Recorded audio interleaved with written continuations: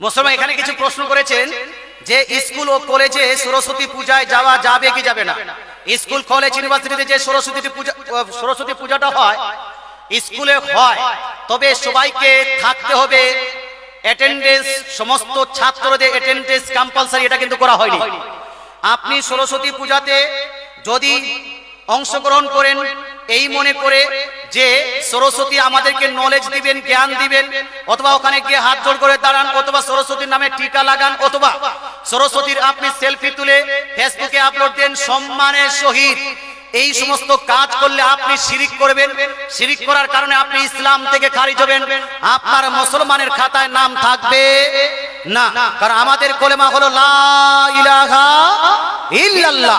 লা ইলাহা ইল্লাল্লাহ অর্থ হলো আল্লাহ তাআলা ছাড়া কোনো উপাস্য নাই, একমাত্র ইবাদত চলবে কার? আচ্ছা, নলেজ দেনে वाला কে জি? কে নলেজ জ্ঞান দেনে वाला কে? জ্ঞান দেনে वाला আল্লাহ।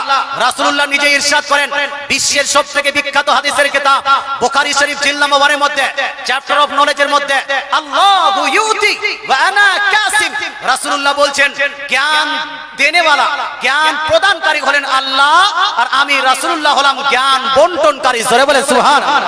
সুতরাং জ্ঞান অন্য কারো কাছে চাওয়া চলবে না। আর যদি এইরকম হয় যে স্কুলে গেছেন, পূজায় কি হচ্ছে বা পূজা পাঠে কি হচ্ছে সেখানে কোনো ধ্যান নেই আপনার, তো স্কুলে গেলে এটা হারাম হয়ে যাবে না, তবে ওই আপনার পূজাতে অ্যাটেন্ড করার জন্য যদি যান এটা কমসে কম হারাম হবে, কমসে কম হারাম হবে। আর যদি সম্মান থাকে ওখানে যদি ওর নামে টিকা লাগান ইত্যাদি, যেটা আমি বললাম ওখানে শিরিক হয়ে যাবে। তো তিনটা হতে পারে, আপনার শিরিকও হতে পারে, হারামও হতে পারে, আর এটা জায়েজও হতে পারে। এই উদ্দেশ্যে যে স্কুলে কোনো প্রয়োজনে আপনি গেছেন আর পূজা পাঠে যেন অংশগ্রহণ না করে আপনি ফিরে চলে এসেছেন।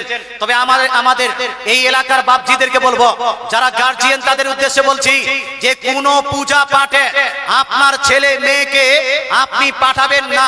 স্কুলে যেদিন পূজা হবে নন মুসলিম যে ছাত্রীরা আছে তারা পূজা করবেন, নো প্রবলেম, কিন্তু আপনি পূজাতে নিজের ছেলে মেয়েকে পাঠাবেন না।